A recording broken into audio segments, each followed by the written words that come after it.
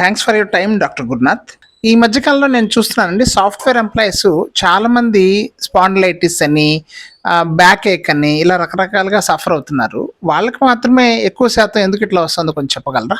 And దీనికి నివారణ ఏమన్నా ఉందా? వీటన్నిటిని కలిపి మనం రిపిటేటివ్ స్ట్రెస్ డిజార్డర్స్ అంటామండి. మీరు ఇప్పుడు చెప్పిన పాయింట్స్ అన్నిటిని కలిపి ఈ రిపిటేటివ్ స్ట్రెస్ డిజార్డర్స్ అనేది సాఫ్ట్వేర్ ఎంప్లాయీస్ అనే కాదు, ఎవరికైనా రావడానికి అవకాశం ఉంటుంది.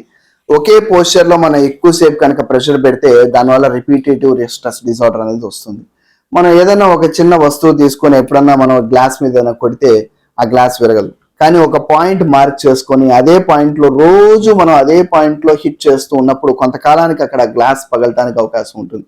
సో దీన్నే మనం రిపిటేటివ్ స్ట్రెస్ డిజార్డర్ అంటాం, ఆర్ రిపీటెడ్ మైక్రో ఇంజరీస్ అంటాం, లేకపోతే మైక్రో ట్రామా అంటాం.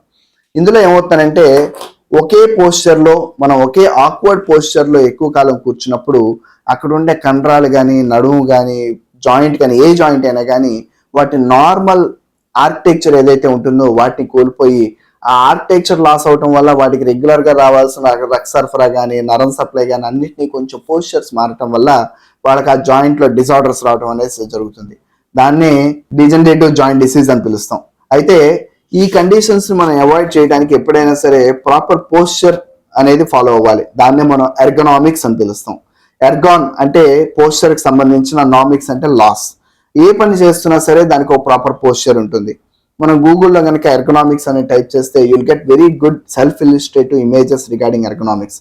అంటే వంట చేస్తున్నప్పుడు ఏ పొజిషన్ లో నుంచోవాలి, ఆఫీస్ టేబుల్ మీద కూర్చున్నప్పుడు ఏ పొజిషన్ లో నుంచోవాలి, ఏదైనా బాక్స్ కానీ హెవీ వెయిట్ కానీ కింద నుంచి లిఫ్ట్ చేస్తున్నప్పుడు స్పైన్ ఏ పొజిషన్ లో ఉండాలి, నీ జాయింట్ ఏ పొజిషన్ లో ఉండాలి, ఇట్లా ఒక ప్రాపర్ పోస్చర్స్ మెయింటైన్ చేసి మనం కనుక ఆ పని కనుక చేస్తే ఆ పని వల్ల మన బాడీలో ఉండే అవయవాల మీద వచ్చే ఒత్తిడి కానీ, ఇబ్బందులు కానీ తగ్గిపోయి వాటి వల్ల ఇబ్బంది లేకుండా మనం పని సాగిస్తూ ఉంటాం. అలాగే పర్టికులర్లీ మన ఆక్యుపేషనల్ హజార్డ్స్ అంటే ఈ సాఫ్ట్వేర్ ఎంప్లాయీస్ అవ్వచ్చు, లేదంటే కనుక ఒక వేర్ హౌస్ లో పనిచేసే ముఠా వాళ్ళు అంటే హెవీ వెయిట్ లిఫ్ట్ చేసే వాళ్ళు అవ్వచ్చు. వాళ్ళు రెగ్యులర్ గా చేసే పనిని ఒక ప్రాపర్ పోస్చర్స్ కానీ, ఒక ప్రిన్సిపల్స్ కానీ ఫాలో అవ్వకుండా, లేకపోతే ప్రాపర్ గేర్ కనుక వాడకపోతే, ప్రాపర్ బెల్ట్స్ కానీ అవి వాడకుండా వాళ్ళు చేసినప్పుడు ఖచ్చితంగా వాళ్ళ బాడీ మీద కొంతకాలానికి ఎఫెక్ట్ వచ్చి ఇకపై ఆ ఆక్యుపేషన్ లో వాళ్ళు కొనసాగలేని పరిస్థితిని తీసుకొస్తుంది. సో అందుకని ఆ ఆక్యుపేషన్ వాళ్ళని ఎక్కువ కాలం వాళ్ళ ఆక్యుపేషన్ లో కంటిన్యూ అవ్వాలి అని అనుకుంటే గనక